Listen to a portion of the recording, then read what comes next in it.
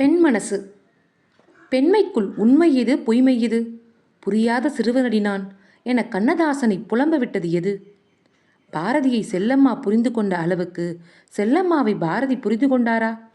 மாபெரும் ஓர் இயக்கமே உடைகிற நிலையில் அந்த வயதில் மணியம்மையை பெரியார் கைப்பிடிக்க வைத்த தருணம் எது? 70 வயது பெரியம்மா ஒருவர் படிக்கட்டில் இருந்து விழுந்து விட்டார். அவருக்கு இடுப்பு எலும்பு முறிந்துவிட்டது. ஸ்டான்லி மருத்துவமனையில் ஆபரேஷன் நடந்தது. அனஸ்தீசியா கொடுத்திருக்கு. பழைய ஞாபகம் எல்லாம் வரும், கொஞ்ச நேரம் ஏதாவது புலம்பிக்கிட்டு இருப்பாங்க என்று சொல்லி கொண்டு போனார் நர்ஸு. கொஞ்ச நேரம் கழித்து சன்னமான குரலில் ஏதேதோ முனகிக் கொண்டிருந்தவர் திடீர் என சத்தமாக பேசத் தொடங்கினார்.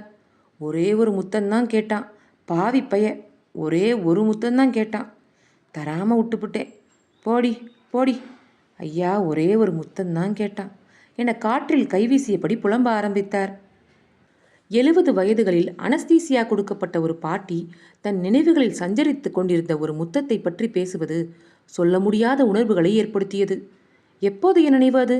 அந்த முத்தம் யாருக்கானது? கொடுக்கப்படாத ஒரு முத்தத்தை எவ்வளவு காலமாக கனவுகளில் சுமக்கிறாள் இந்த மூதாட்டி? கொடுக்க முடியாத ஒரு முத்தம், தீண்டல், வார்த்தை, காமம், தாய்மை எல்லா பெண்களிடமும் இருக்கின்றனவா? அழகும் திடமும் அத்தனையும் உதிர்ந்துவிட்ட பிறகு மரணத்தின் நிழல் படிந்த அந்திமத்தின் தெருவில் மனம் எங்கும் கணக்கும் இரகசியங்களோடு எத்தனை எத்தனை பெண்கள் செத்துப்போக காத்திருக்கிறார்கள். ஜெயலலிதா, மாயாவதி, மம்தா பானர்ஜி என இன்றைக்கு இந்தியாவின் 3 பெண் முதலமைச்சர்களும் கல்யாணம் பண்ணிக்கொள்ளாத தனி நபர்கள் என்பது ஆச்சரியமான ஒற்றுமை. இந்த இடத்துக்கு இவர்கள் கடந்து வந்த பயணம் எவ்வளவு வலிமிகுந்தது என்பதை அவர்களே அறிவார்கள். வனங்களை, மிருகங்களை கடந்த பயணம் இருக்கிறது ஒவ்வொரு பெண்ணின் மனதிலும்.